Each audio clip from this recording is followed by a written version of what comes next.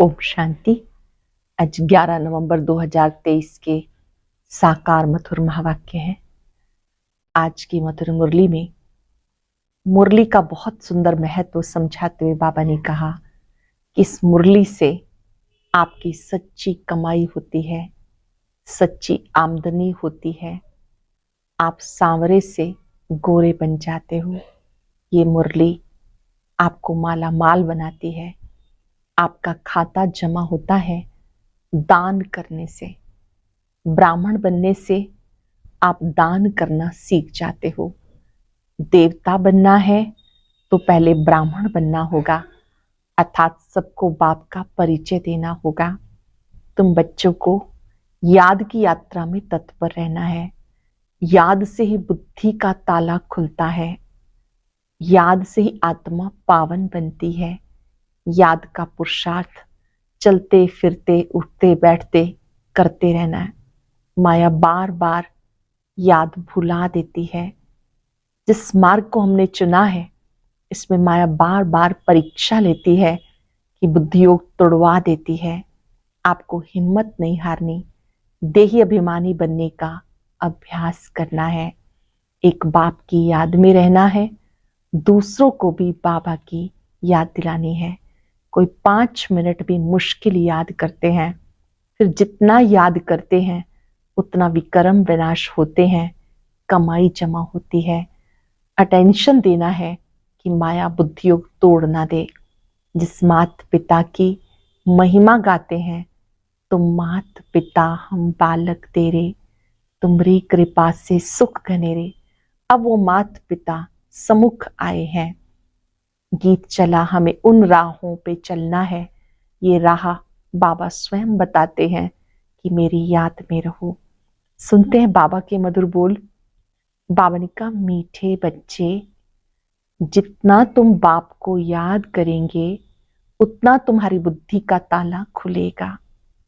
जितना तुम बाप को याद करेंगे उतना तुम्हारी बुद्धि का ताला खुलेगा। जिन्हें घड़ी घड़ी बाबा की याद भूल जाती है वो है अनलक्की बच्चे। जिन्हें घड़ी घड़ी बाबा की याद भूल जाती है वो है अनलक्की बच्चे।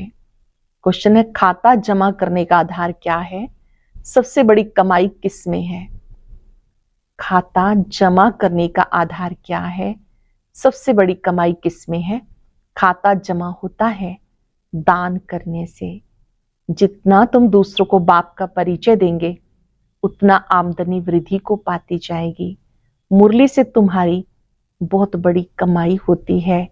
ये मुरली सांवरे से गोरा बनाने वाली है।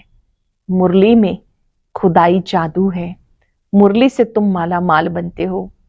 मुरली में खुदाई जादू है। मुरली से तुम माला माल बनते हो। गीता हमें उन राहों पे चलना है जहां गिरने से पहले संभलना है। ओम शांति।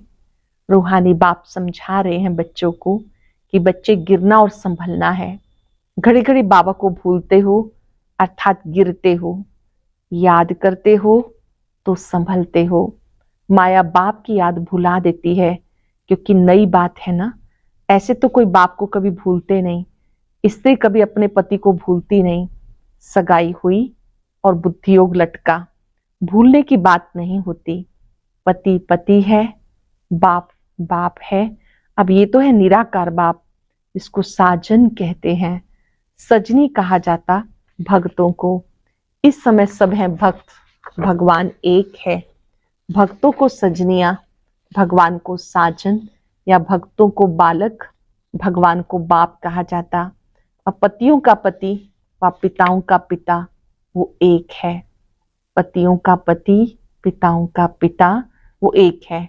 हर एक आत्मा का बाप परमात्मा तो है ही, मैं लौकिक बाप हर एक का अलग अलग है। ये पारलौकिक परम पिता सभी आत्माओं का बाप एक ही गॉड फादर है। उनका नाम है शिव बाबा। सिर्फ गॉड फादर माउंट आबू लिखने से बताओ चिट्ठी पहुंचेगी? ऐसे ही लिख देंगे गॉड फादर तो क्या चिट्ठी पहुंचेगी? नाम तो लिखना पड़े। ये तो बेहद का बाप है, उनका नाम है शिव। शिव काशी कहते हैं, वहां शिव का मंदिर है। जरूर वहां भी गए होंगे। दिखाते हैं राम गयो रावण गयो। बाबा ने कहा दिखाते हैं राम गए वहां गया, गांधी यहाँ गया, तो बरोबर शिव बाबा का भी चित्र है, परंतु वह है निराकार, उनको फादर कहा जाता। और किसको सबका फादर कह नहीं सकते। ब्रह्मा विष्णु शंकर का भी वो फादर है, उनका नाम है शिव। काशी में भी मंदिर है, उज्जैन में भी शिव का मंदिर है। इतने मंदिर क्यों बने कोई नहीं जानते। जैसे लक्ष्मी नारायण की पूजा करते हैं, कहते तो स्वर्ग के मालिक थे, परंतु स्वर्ग कब था, ये मालिक कैसे बने, कोई भी नहीं जानते। पुजारी जिसको पूजा करे, उनके ही ऑक्यूपेशन को ना जाने तो उसको अंधश्रद्धा कहा जाएगा। पुजारी जिसकी पूजा कर रहा है उसके बारे में ही ना जाने तो उसको अंधश्रद्धा कहा जाएगा। यहाँ भी बाबा कहते, परंतु पूरा परिचय नहीं, माता पिता को जानते नहीं। लक्ष्मी नारायण के पुजारी पूजा करते हैं, शिव के मंदिर में जाके महिमा करते हैं, गाते हैं तो माता पिता हम बालक तेरे, परंतु कैसे माता पिता हैं, कब बने थे, कुछ भी नहीं जानते। भारतवासी बिल्कुल नहीं जानते। क्रिश्चियन बौद्ध आदि अपने क्राइस्ट को, बुद्ध को याद करते हैं, झट उनकी बायोग्राफी को बताएंगे।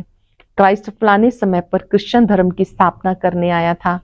भारतवासी किसको पूजते हैं, उनको पता नहीं कि कौन है, इसकी पूजा करते हैं, उनके बारे में पता नहीं ये कौन है।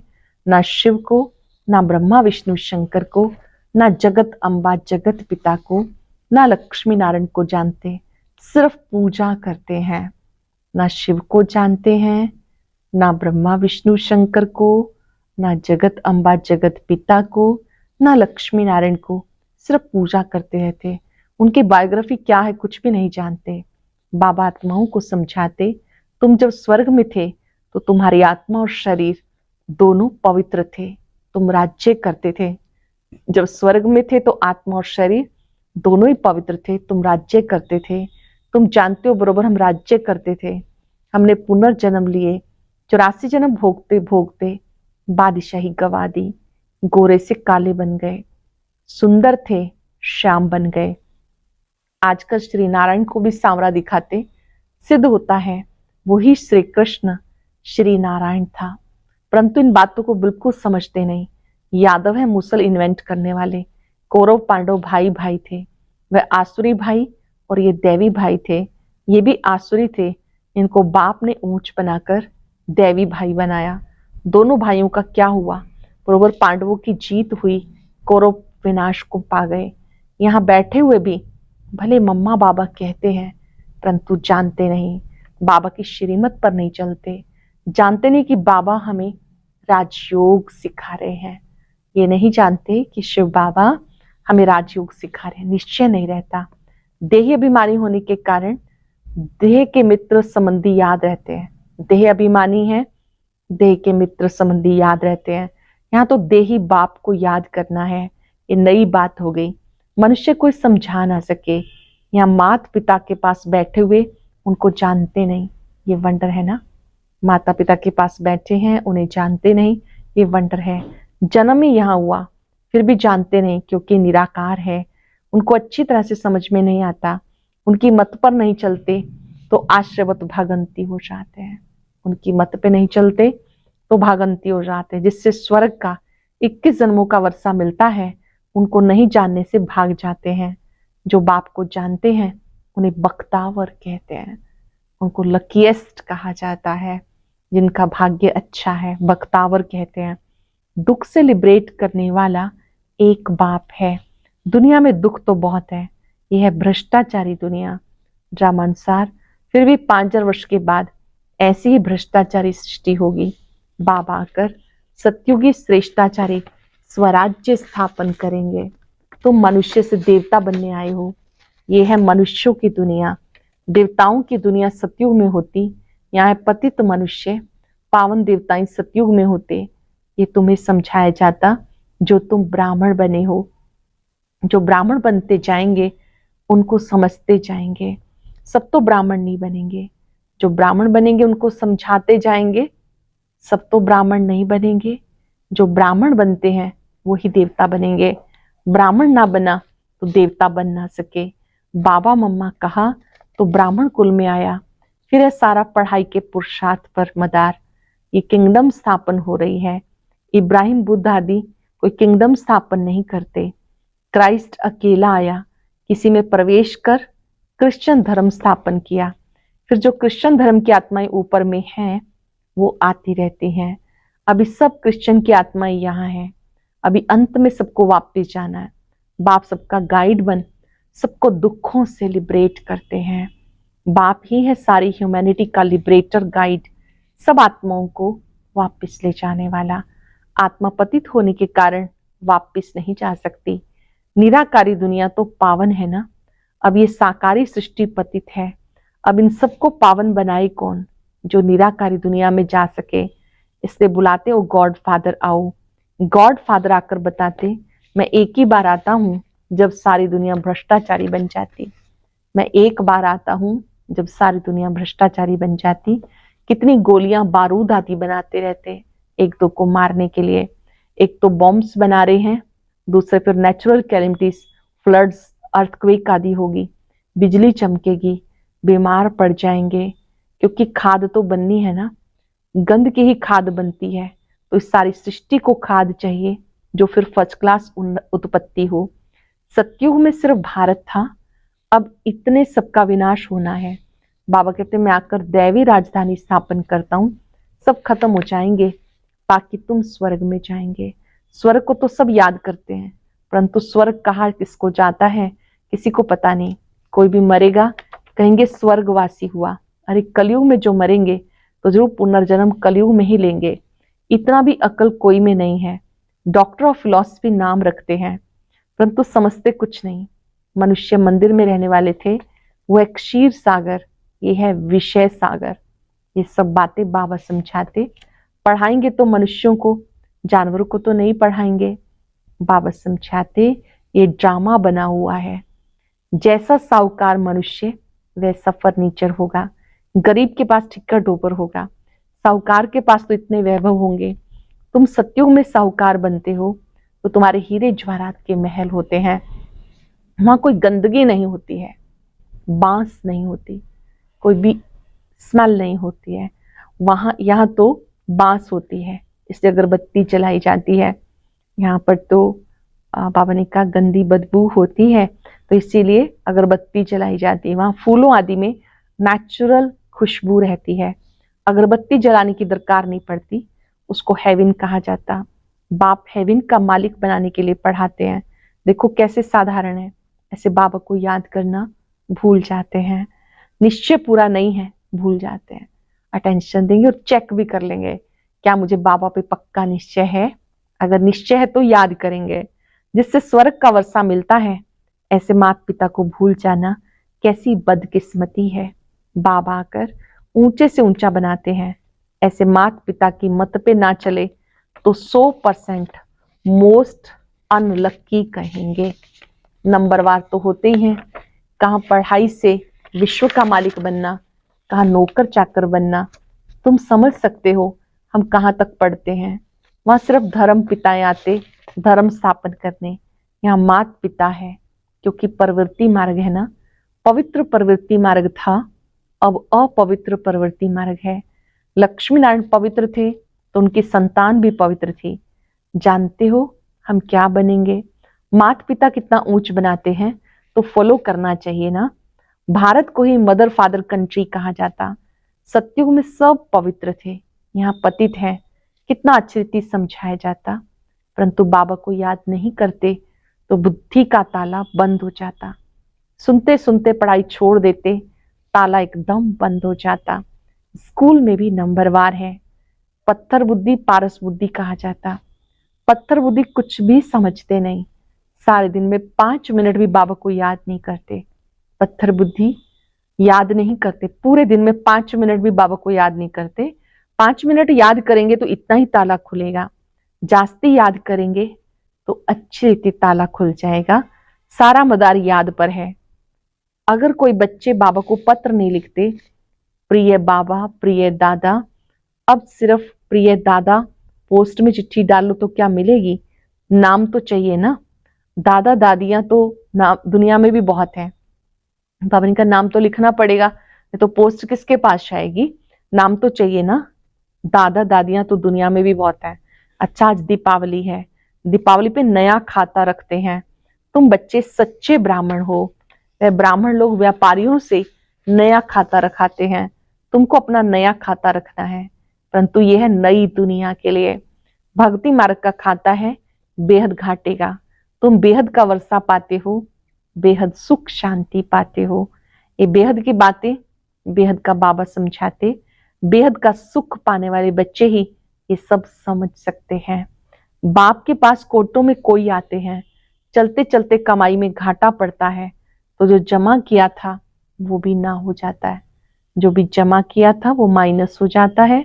तुम्हारा खाता वृद्धि को तब पाता है जब कोई को दान देते हो। दान नहीं देते तो आमदनी की वृद्धि नहीं होती है। तुम पुरुषार्थ करते हो, आमदनी की वृद्धि हो वह तब होगी जब किसी को दान करेंगे, फायदा प्राप्त कराएंगे। कोई को बाप का परिचय दिया, गोया जमा हो गया। किसी को शिव बाबा का परिचय दिया, माना जमा हो गया। परिचय नहीं देते तो जमा भी नहीं होता। तुम्हारी कमाई बहुत बहुत बड़ी है। मुरली से तुम्हारी सच्ची कमाई होती है।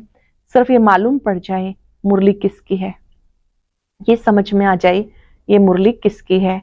ये भी तुम बच्चे जानते हो। जो सांवरे बन गए उनको ही गोरा बनने के लिए मुरली सुननी है। जो सांवरे बन गए उन्हें गोरा बनने के लिए मुरली सुननी है। मुरली तेरी में है जादू, खुदाई जादू कहते हैं। उस मुरली में खुदाई जादू है। ये ज्ञान तुम्हें अभी है। देवताओं में ज्ञान नहीं था। जब उनमें ज्ञान नहीं था तो पिछाड़ी वालों में ज्ञान कैसे हो सकता। शास्त्र आदि जब जब उनमें ज्ञान नहीं था तो पिछाड़ी वालों में ज्ञान कैसे हो सकता। शास्त्र आदि भी जो बाद में बनते हैं वो सब खत्म हो जाएंगे। तुम्हारी ये सच्ची गीताएं तो बहुत थोड़ी हैं। दुनिया में वो गीताएं लाखों के अंदाज में होंगी। वास्तव में चित्र ही सच्ची गीता है। उस गीता से इतना नहीं समझ सकेंगे जितना इन चित्रों से समझ सकेंगे। ये जो चित्र है जिसमें आत्मा, परमात्मा, परम धाम सब पूरा परिचय दिया हुआ है, ये सच्ची गीता है जिससे अच्छी रीति समझ सकेंगे। अच्छा, मीठे मीठे सिक्के लदे बच्चों प्रति माता पिता बाप दादा का याद प्यार गुड मॉर्निंग। रूहानी बाप की रूहानी बच्चों को नमस्ते। रूहानी बच्चों की रूहानी बाप दादा को याद प्यार नमस्ते गुड मॉर्निंग। शुक्रिया बाबा, शुक्रिया। धारणा के लिए सार। पहली पॉइंट है अच्छी रीति पढ़ाई पढ़कर स्वयं को बख्तावर बनाना है, तकदीरवान बनाना है। देवता बनने के लिए पक्का ब्राह्मण बनना है। देही बाप को याद करने के लिए देही अभिमानी बनना है। देह को भी भूलने का अभ्यास करना है। अच्छी रीति पढ़ाई पढ़कर स्वयं को बख्तावर बनाना है। देवता बनने के लिए पक्का ब्राह्मण बनना है। देही बाप को याद करने के लिए देही अभिमानी बनना है। देह को भी भूलने का अभ्यास करना है। वरदान है सदा अपने को सारथी साथी समझ, देह भान से न्यारे रहने वाले योग युक्त भव।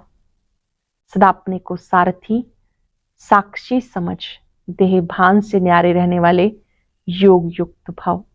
योग युक्त रहने की सरल विधि है सदा अपने को सारथी और साक्षी समझ के चलना। इस रथ को चलाने वाली हम आत्मा सारथी हैं।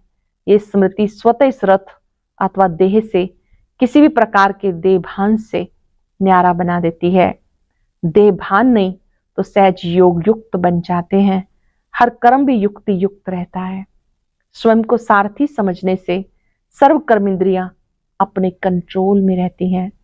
स्वयं को सारथी समझने से सर्व कर्म इंद्रियां कंट्रोल में रहती हैं। वो किसी भी कर्म इंद्रिय के वश नहीं हो सकते।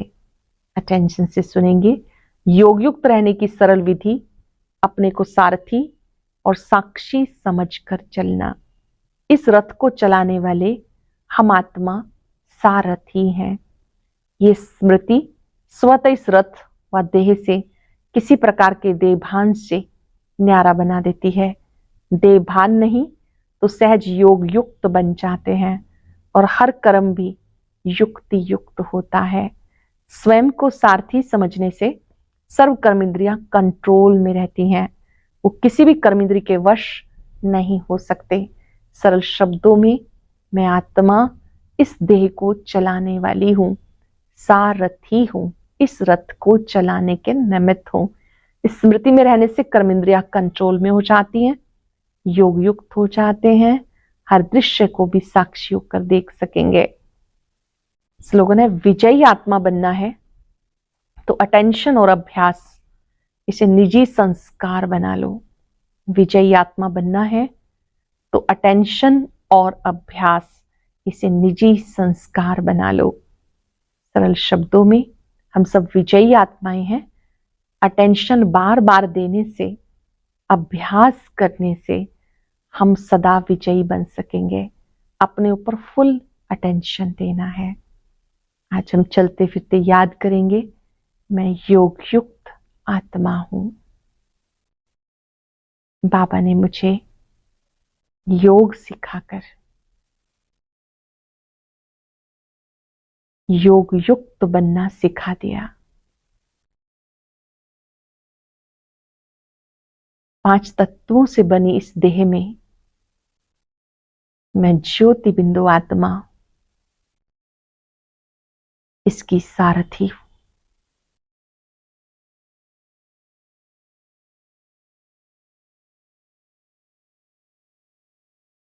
आत्मा मालिक की सीट पर बैठे, महसूस करें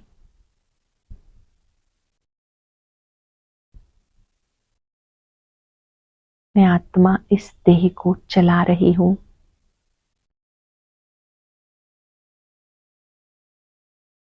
इसकी सारथी हूं।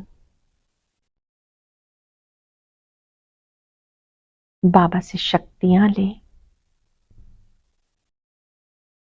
बाप समान न्यारी प्यारी अवस्था में योग युक्त हो जाए।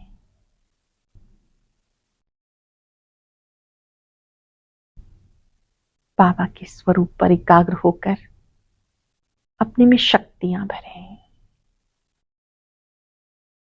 मुझ में शक्तियां समा रही हैं।